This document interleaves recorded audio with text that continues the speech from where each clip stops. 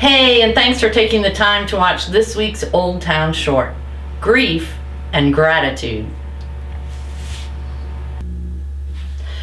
Sometimes the stories that we hear in the Bible can be confusing.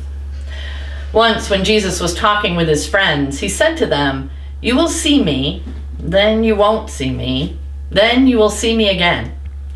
And you'll be sad, but then your sadness will turn into joy." What?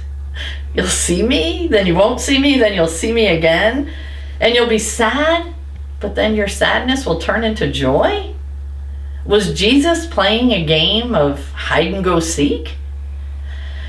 Actually, Jesus knew that he would be leaving the disciples, and he knew that life as they knew it would be changing. But he also knew that though they would be sad and they would grieve over losing him, in the end, they would find joy as they learned through their faith and through all that Jesus had taught them to live lives of gratitude.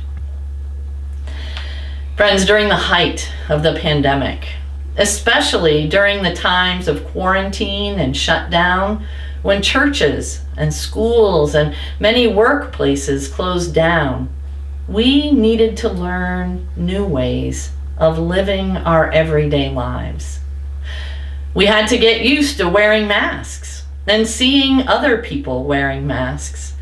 We were separated from family and friends except through phone calls and Zoom calls. We weren't able to go to school or to church, and we had to learn how to use online learning and virtual worship. We even needed to find new ways to shop for the things we needed. Folks, because of that, during the last year and a half, we have all experienced times of grief, frustration, anxiety, and just plain sadness. And not only were we unable to worship together in person, but we were unable to gather in the church for weddings and baptisms and funerals. And even now that we've begun coming back together, things continue to be different. For in-person worship, we still wear masks because we're trying to keep everyone as safe as we can, especially our young people who have not had a chance to be vaccinated yet. And we've not returned to many of the things that we used to do, like passing the peace and sharing in fellowship during coffee hour. And one of the saddest things in our church is that we have empty pews that were once filled. Some pews are empty because families have changed their Sunday morning routines, and others are empty because friends and loved ones have died. Many of our hearts are still filled with grief and sadness, and yet we are here worshiping and praying and singing and praising God because our faith teaches us that God is with us in the midst of our grief and our frustration and our sadness and our anxiety, helping us to see the gifts of grace that are all around us and leading us to live lives of gratitude. This week in our sanctuary, we have a single red rose on our altar to remember our friend June Clavette on the 1-year anniversary of her passing. We often use a single red rose in Oldtown to remember. Now, June was an important part of our church family for a long time. She and her husband Ed were like two peas in a pod, and you didn't often see one without the other. They raised their children, Alan and Kate, in Oldtown, and together they worked on yard sales, church suppers, fairs, coffee houses, Thanksgiving breakfasts for the marching band, and pet clinics, let alone taking care of the grounds, playing the chimes, and singing in our Oldtown choir. And June always kept the tradition going, making Dottie Green cinnamon twists for our bake tables.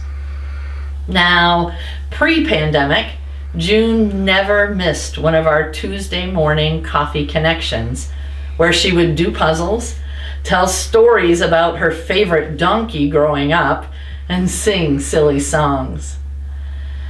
As a special way of remembering, Ed has taken a bunch of June's t-shirts and made a quilt out of them, piecing together a bunch of wonderful memories to cherish. After all, there were lots and lots of things that June was involved in. The Williams Chorale, North Attleboro Band Parents, Attleboro Community Theater, Camp Denon, the Community of Christ Camp and Onset. She worked at Hyman Fine Elementary School, Brennan Middle School, and Stop and Shop. And she spent lots of fun days with her family, camping, lobstering, and scuba diving. She loved yard sailing and going out to eat. I hear even back in the day, June and Ed used to make dandelion and cranberry wine.